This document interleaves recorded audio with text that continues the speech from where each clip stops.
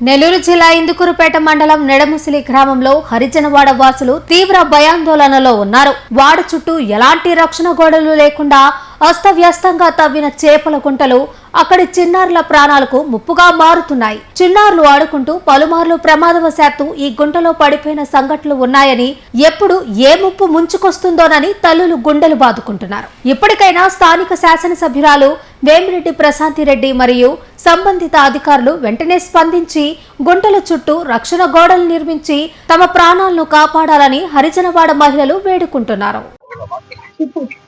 నెల్లూరు జిల్లా ఇందుకూరుపేట మండలం నెడముసిలి గ్రామంలో హరిజనవాడ వాసులు తీవ్ర భయాందోళనలో ఉన్నారు. వాడ చుట్టూ ఎలాంటి రక్షణ గోడలు లేకుండా అస్తవ్యస్తంగా తవ్విన చేపల గుంటలు అక్కడి చిన్నారుల ప్రాణాలకు ముప్పుగా మారుతున్నాయి. చిన్నారులు ఆడుకుంటూ పలుమార్లు ప్రమాదవశాత్తు ఈ గుంటలో పడిపోయిన సంఘటనలు ఉన్నాయని, ఎప్పుడు ఏ ముప్పు ముంచుకొస్తుందోనని తల్లులు గుండెలు బాదుకుంటున్నారు. ఇప్పటికైనా స్థానిక శాసనసభ్యురాలు వేమిరెడ్డి ప్రశాంతిరెడ్డి మరియు సంబంధిత అధికారులు వెంటనే స్పందించి గుంటల చుట్టూ రక్షణ గోడలు నిర్మించి తమ ప్రాణాలను కాపాడాలని హరిజనవాడ మహిళలు వేడుకుంటున్నారు.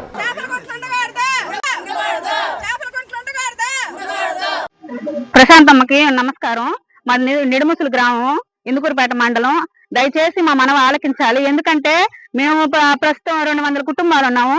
ఒక్క నాయకుడు గాని వర్షం వచ్చినప్పుడు గాని ఏం వచ్చినప్పుడు మా మధ్యకి ఎవరైతే రారు. అయితే ఇప్పుడు ఓట్ల సమయంలో మాత్రం కాళ్ళు పట్టుకొని గడ్డాలు పట్టుకొని బతులాడతారు. అయితే ఇప్పుడు గుంటల విషయంలో మాత్రం ఎవ్వరు కూడా మమ్మల్ని సహకరించట్లేదు. పిల్లలు ఉంటే బడికి వెళ్లే పిల్లలు ఉన్నారు, పనికి వెళ్లే వృద్ధులు ఉన్నారు, అందరూ ఉన్నారు. కానీ ఇప్పుడు పనికి వెళ్తారు తల్లులు. అయితే బిడ్డను ఎలా కాపలా కాస్తారు? కాపలా కాయలేరు కదా. ఇది గుంట, ఇది ఇల్లు. తల్లి పనికి వెళ్తాది, బిడ్డగా గుంటలో పడుతుందంగా ఏ రీతిగా ఆలోచించాలి? ఒక్కసారి మీ మనవకి తీసుకొస్తా ఉన్నాము. మీరు దయచేసి మాకు నిడుముసుల గ్రామానికి న్యాయం జరపాలి. ప్రతి విషయంలో మాకు స్టార్టింగ్ నుంచి ఎండింగ్ దాకా గుంటలుండాయి. ఇవన్నీ కంచె లేదు, ఏం లేదు. మాకైతే న్యాయం జరగాలి. మాకు న్యాయం చేయమ్మా. 200 కుటుంబాలు ఉన్నాయి. మా కుటుంబాల పరిస్థితి అనేది నీకు చెప్పుకొని ఉన్నాం మేము. ఎవరు కూడా మమ్మల్ని అయితే పట్టించుకోవటం లేదు.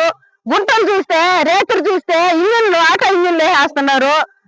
పొగలు చూస్తే చేపలు పట్టుకొని కాలువలో పోసేస్తున్నారు. మా ఇళ్ల మధ్య వాసనకు తట్టుకోలేకున్నాము. పసిబిడ్డలు పెట్టుకొని మేము ఎట్టుండాలా?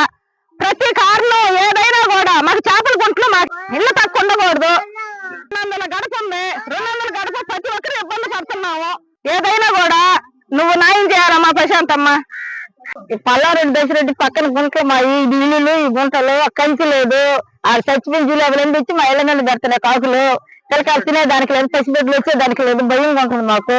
కాపలా కాసుకోవాల్సి వస్తుంది బిడ్డలు. మేము ఎట్లా వచ్చేదానికి లేదు, ఇటు పోయేదానికి లేదు. అమ్మ ప్రశాంతమ్మ, దయచేసి మాకు న్యాయం చేయి తల్లి. చేపల గుంటలు నీళ్ళన్నీ వచ్చి మా కొంత మంది పడిపోతున్నాయి. వచ్చి వదిలేరంటే గోడకు వచ్చి ఆనిపోతా ఉన్నాయి. ఆ ఇల్లు కూడా ఉంటుందా ఉండదని నాకు అర్థం కావట్లేదు.